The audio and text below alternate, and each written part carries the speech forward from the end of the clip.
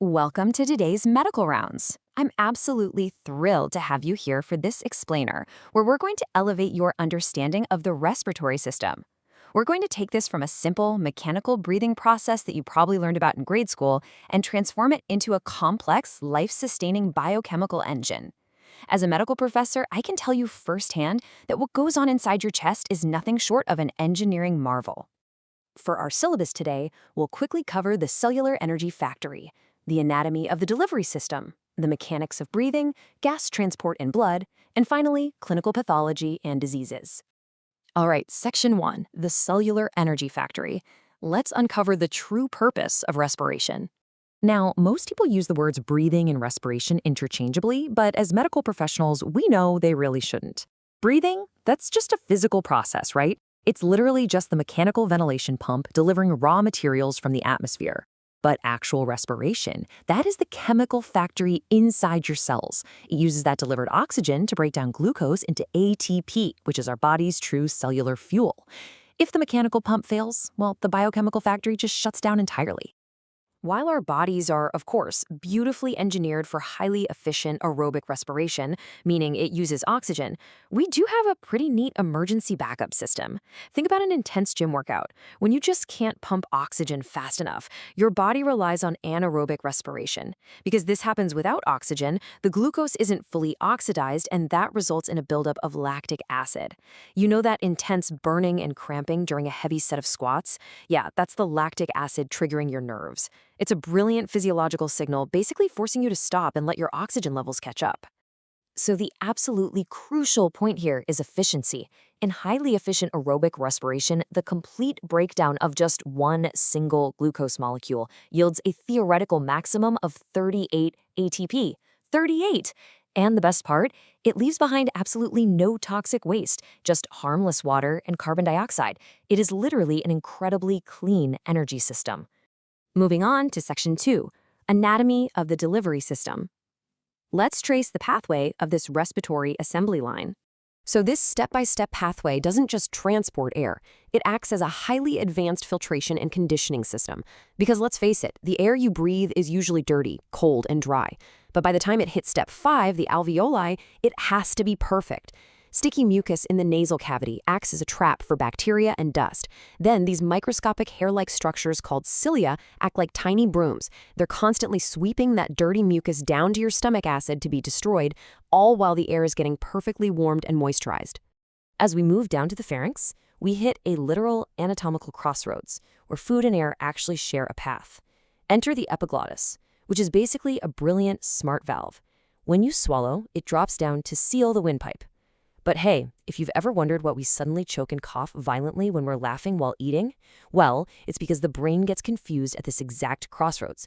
It opens the smart epiglottis valve to let the laugh out, and oops, accidentally drops food right into your delicate windpipe. This brilliantly illustrates how form follows function in clinical anatomy. Just look at the physiological engineering of the trachea, your windpipe. It needs to stay open like a vacuum hose, so it's built with rigid cartilage rings. But notice they are C-shaped, not full O-shaped rings. Why is that? Well, because the esophagus, your food tube, runs directly behind it. When you swallow a huge bite of food, the open back of that C gives the esophagus the flexible space it needs to physically expand into the trachea space. If those rings were full circles, you'd choke on literally every large meal. Utilizing what biologists call fractal geometry, the airway splits and branches into thousands of tiny air sacs called alveoli. This mathematical branching creates a massive surface area to maximize gas exchange in a really confined space. How massive? Well, if we took your alveoli and spread them out flat, they would cover an area the exact size of a tennis court. And all of that is packed neatly right inside your chest. At the end of the line, right at these alveoli, gas exchange occurs through a completely passive diffusion process. Because the alveolar walls and the surrounding capillaries are just one single cell thick, oxygen naturally flows from the high-pressure air directly into the low-pressure bloodstream. The real beauty here, this vital, life-giving step requires absolutely zero energy from your body. It's just pure physics at work. Looking at the gross anatomy of the lungs themselves, asymmetry is key. The right lung is visibly larger and divided into 3 distinct lobes. The left lung, though, only has 2. Why? Because it features a cardiac notch. That's a physical, carved-out indentation that provides the necessary space for your heart to sit and beat comfortably inside the left side of your chest.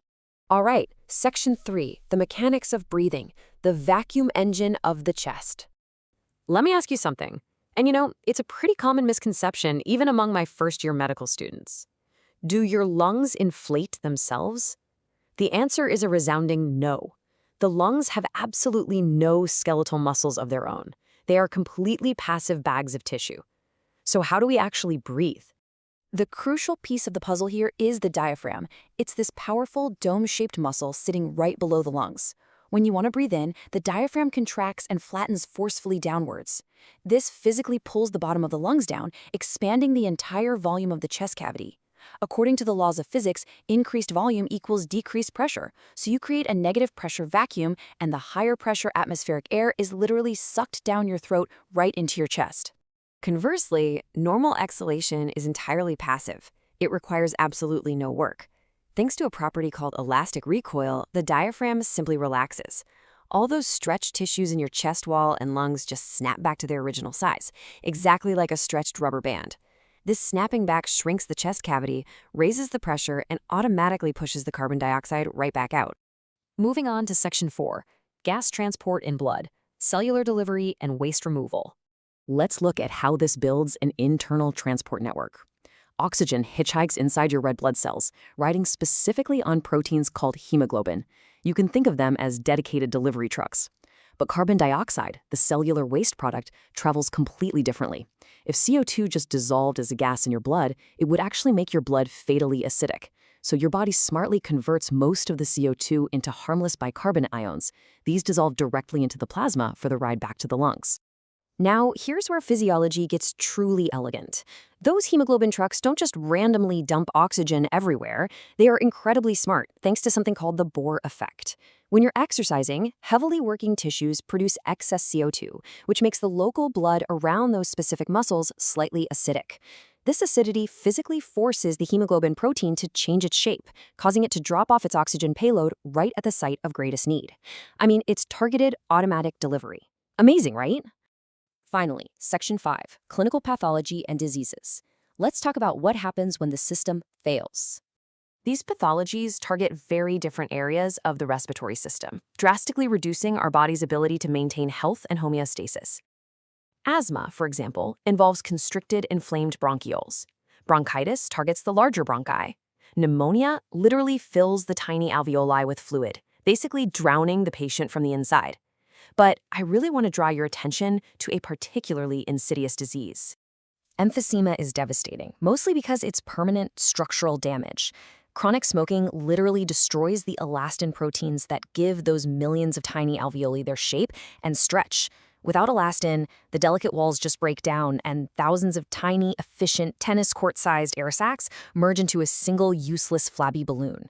This causes an irreversible loss of surface area, forcing patients to tragically struggle for every single breath, even while they're sitting completely still. Under normal, healthy conditions, a human adult takes roughly 12 to 16 breaths per minute. You don't even have to think about it. It's a rhythm meticulously and flawlessly maintained by your brain's autopilot. But how exactly does the brain know when to take that next breath? I want to leave you with this final, kind of counterintuitive thought. Surprisingly, the medulla oblongata in your brainstem does not trigger your next breath because you lack oxygen. It's actually the exact opposite. It constantly monitors the acidity of your blood. The exact moment your carbon dioxide waste levels spike, the blood becomes acidic, and the brain automatically fires the diaphragm to exhale that waste. It's a CO2 alarm system, not an oxygen alarm, keeping you alive from your first cry at birth to your very last breath, without a single conscious thought. So, next time you catch yourself breathing, ask yourself, are you pulling life in, or is your brilliant anatomy just pushing the waste out? Thank you for joining me on today's Explainer. I really hope this completely changes how you view every breath you take.